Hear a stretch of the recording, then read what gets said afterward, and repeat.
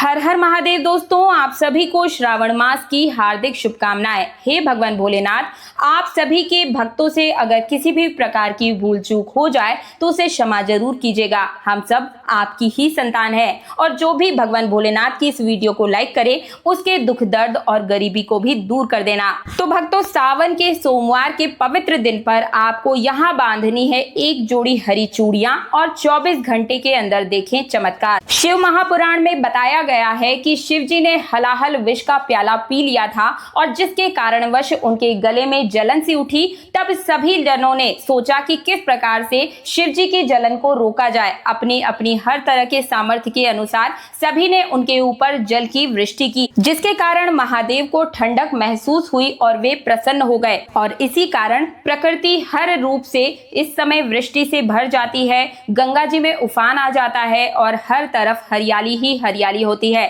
चातुर्मास का ये सबसे पवित्र और सबसे खूबसूरत महीना होता है। चातुर्मास के दौरान जो भगवान श्री हरि विष्णु है वो शयन निद्रा में होते हैं। इस कारण इस पूरी पृथ्वी का संचालन शिव जी ही करते हैं। पूरे सावन मास के दौरान पृथ्वी लोक पर शिव जी भ्रमण करते हैं और जो भी भक्त पूर्ण सच्ची श्रद्धा और विश्वास के साथ उनका पूजन करते हुए पाया जाता है, उस पर अपनी असीम कृपा बरसाते हुए हर एक प्रकार की मनोकामना को पूर्ण कर देते हैं। तो सावन के महीने में आपको किसी भी दिन आपको यहाँ पर 2 जोड़ी हरी चूड़ियां बांध देनी है और इससे आप 24 घंटे के अंदर ही अपनी मनोकामना को पूर्ण कर सकते हैं। देखिए, सावन का महीना जो है वो हर तरह से मर्यादा और भक्ति का महीना कहलाता है। चारों ओर हरियाली ही हरियाली दिखाई देती है। भक्तों, सावन का महीना लड्डू गोपाल श्री कृष्ण को भी अति प्रिय है। अपने बाल गोपाल स्वरूप में भगवान लड्डू गोपाल वृंदावन में सावन में स्नान अवश्य ही करने आते हैं और श्री कृष्ण सखियों के साथ मिलकर वर्षा आदि में स्नान करते हैं तथा नृत्य आदि करते हैं। भक्तों, ऐसा माना जाता है कि सावन के पूरे महीने भर भगवान भोलेनाथ की जो भी व्यक्ति पूजा पाठ करता है उनसे शीघ्र ही वो प्रसन्न हो जाते हैं। सावन का पूरा महीना भगवान भोलेनाथ का प्रिय महीना है और इसके अनेक पौराणिक कथाएं और धार्मिक मान्यताएं भी है। जन साधारण लोग किसी और महीने को संयम नियम का पालन करें या ना करें, लेकिन सावन के महीने में संयम और नियम का पालन जरूर ही कर लेते हैं। सावन में जो लोग व्रत आदि करते हैं तो उन्हें पूरे महीने भर लहसुन, प्याज तथा झूठा भोजन नहीं करना चाहिए, क्योंकि इस समय व्रतधारी भगवान शिव की शरण में वे होते हैं। आज की वीडियो बहुत ही सुंदर है। आधा अधूरा ज्ञान लेकर यहाँ से बिल्कुल भी मत जाइएगा। भगवान भोलेनाथ की शरण में आए हैं तो पूर्ण रूप से इस ज्ञान को लेकर जाइए और ज्यादा से ज्यादा हर एक सनातनी तक भी फैलाइएगा। तो देखिए, जैसा कि मैंने आपको बताया कि हरियाली हर तरफ इस समय फैली होती है। सावन के महीने में हर एक पेड़ पौधे में भगवान भोलेनाथ का आशीर्वाद और मां पार्वती की असीम कृपा बसी होती है। तो इस समय हरी चूड़ियां आपको इन पेड़ों पर बांधनी है। इन 4 से 5 पेड़ मैं आपको बताऊंगी। किसी भी एक पेड़ पर भी आप चाहे तो बांध सकते हैं या आप चाहे तो इन सब पर भी बांध सकते हैं। और आपकी जो भी मनवांछित इच्छा है, अपने बच्चे की शादी को लेकर अगर आप परेशान हैं, विवाह नहीं हो रहा है, या फिर आप अपने पति की लंबी आयु के लिए ये कर सकते हैं, घर में धन संपत्ति आप चाहते हैं, कर्ज से मुक्ति चाहते हैं, संतान प्राप्ति चाहते हैं या पुत्र प्राप्ति चाहते हैं, साथ ही अपने जीवन में नौकरी व्यापार में कोई कष्ट आ रहा है, नौकरी अटकी हुई है, तो हर एक कार्य को पूर्ण करवाने के लिए कोई भी महिला या पुरुष इस उपाय को कर सकते हैं। सबसे पहला जो पेड़ है वो है पीपल का पेड़। जी हाँ दोस्तों, ध्यान से सुनिएगा।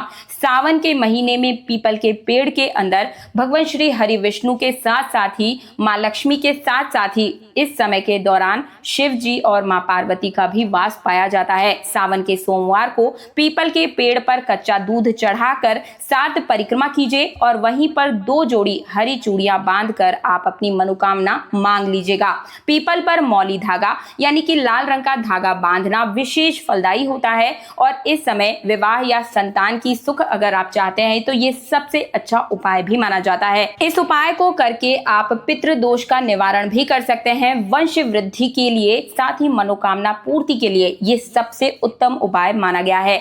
दूसरा पेड़ है बेल का पेड़। बहुत ही ध्यान से समझिएगा। सावन के महीने में बेल के वृक्ष की अति उत्तम महिमा बताई गई है। बेल पत्र तोड़कर शिवलिंग पर जरूर चढ़ाएं और बेल के पेड़ पर हरे धागे और हरी चूड़ियां जरूर बांधनी चाहिए। सावन में सोमवार पर शिव मंत्र का जाप करते हुए ये आप उपाय कर सकते हैं। इससे भोलेनाथ की कृपा, स्वास्थ्य और संतान सुख की प्राप्ति होती है।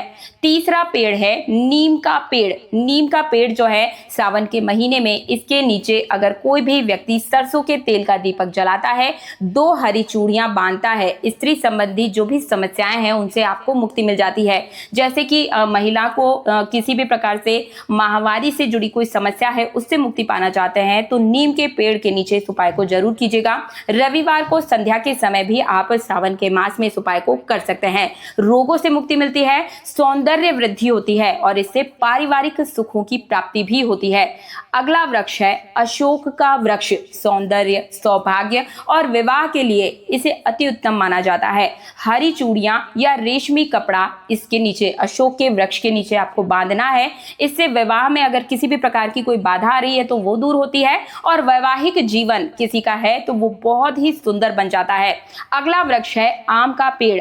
आम की डाली से रक्षा सूत्र, मौली धागा बनाकर आपको बांध करके अपने घर में रख लीजिए और पेड़ पर चूड़ियां आपको वहीं पर बांध देनी है। मनोकामना आप वहीं पर अपनी मांग लीजिए। इससे धन और संतान सुख की प्राप्ति होने के साथ साथ ही नौकरी और व्यापार में भी वृद्धि होती है। अगला वृक्ष है आंवला का वृक्ष। सावन के महीने में संतान प्राप्ति के लिए महिलाएं आंवले के पेड़ के नीचे आपको बैठकर 7 बार मौली धागे को बांधना है और साथ ही साथ हरी चूड़ियां बांधकर मनोकामना वहां पर मांग लीजिए। इससे आपकी वंश वृद्धि होती है, संतान सुख की प्राप्ति होती है, सौभाग्य मिलता है और असीम अखंड सौभाग्य की प्राप्ति भी होती है। अगला वृक्ष है बरगद का पेड़। दोस्तों आप सभी जानते हैं कि वट सावित्री व्रत में भी बरगद के पेड़ पर हरी चूड़ियां बांधी जाती है। पति की लंबी उम्र और वैवाहिक सुख के लिए ये अति उत्तम उपाय माना गया है। अगला जो वृक्ष है जिसके नीचे आपको हरी चूड़ियां बांधनी है वो है केले का पेड़। दोस्तों गुरुवार के दिन केले के पेड़ पर पीला कपड़ा और हल्दी का तिलक लगाकर पीले फूल और चूड़ियां जरूर ही बांधें। साथ ही बृहस्पति मंत्र ओम ब्रह्म बृहस्पतये नमः मंत्र का जाप कीजिए। इससे विवाह में आ रही रुकावटें दूर होती है, पति पत्नी के रिश्ते में मधुरता बनी रहती है। अगला वृक्ष है तुलसी का पौधा। दोस्तों सावन में तुलसी के पौधे पर हरी चूड़ियां बांधकर भी मनोकामनाएं पूर्ण करवाई जाती है। तुलसी माता से संतान सुख और निरोग जो है निवारण प्रार्थना की जाती है और घर में शुद्धता और सौभाग्य और संतान सुख इससे प्राप्त होता है। अगला वृक्ष है गुड़हल का पौधा। मंगलवार या शुक्रवार के दिन इस पौधे के नीचे हनुमान जी या दुर्गा माता का स्मरण करते हुए मौली धागा और हरी चूड़ी बांधने से तथा वहीं पर ओम क्लीम कामदेवाय नमः मंत्र बोलें और इससे प्रेम, विवाह, आकर्षण और सौंदर्य की वृद्धि होती है। अगला वृक्ष है शमी का पौधा या शमी का वृक्ष। सावन में शनि अमावस्या को शनि के पेड़ पर काला धागा और सरसों का तेल जरूर चढ़ाएं। साथ ही एक जोड़ी चूड़ी और काले मोती की माला बनाएं और उसे अर्पित कीजिए। शनि दोष शांत होता है, शत्रु बाधा से मुक्ति मिलती है, न्याय में विजय की प्राप्ति होती है। अगला है आंवला की जड़। सावन में शुक्रवार को आंवला की जड़ लाल कपड़े में बांधकर बेल या पीपल के पेड़ पर टांगे और साथ ही ओम नमो भगवते वासुदेवाय नमः मंत्र बोलें। ग्रह दोष शांत हो जाते हैं और धन में वृद्धि होती है।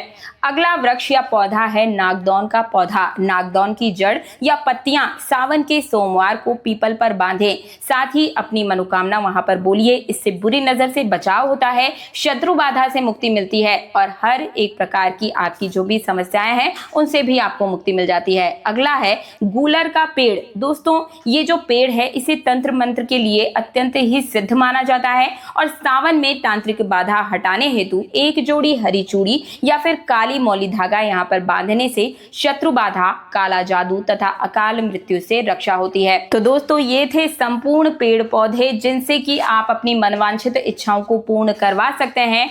एक चीज कहना चाहूंगी, जब श्रद्धा से जुड़ जाए प्रकृति से तो हर पेड़ बन जाता है वरदान, हर पत्ता बन जाता है आशीर्वाद और हर बांधी गई हरी चूड़ी बन जाती है मनोकामना की डोर। तो इस सावन सिर्फ हरी चूड़ियां ही न बांधे, आपको बांधनी है विश्वास और आस्था की डोर और शिव भक्ति की उम्मीद। हर हर महादेव। वीडियो को लाइक करके चैनल तीज त्योहार और धर्म को सब्सक्राइब करने के साथ पास वाला बेल आइकन जरूर प्रेस कीजिए दोस्तों। और श्रावण मास से जुड़ी हुई सभी जानकारी, पूजा विधि जानने के लिए आप मेरे चैनल तीज त्योहार और धर्म में विजिट जरूर ही कीजिए। आप हमें फेसबुक पर भी फॉलो कर सकते हैं। मिलती हूँ एक और नई जानकारी के साथ, तब तक के लिए हर हर महादेव, जय श्री राम।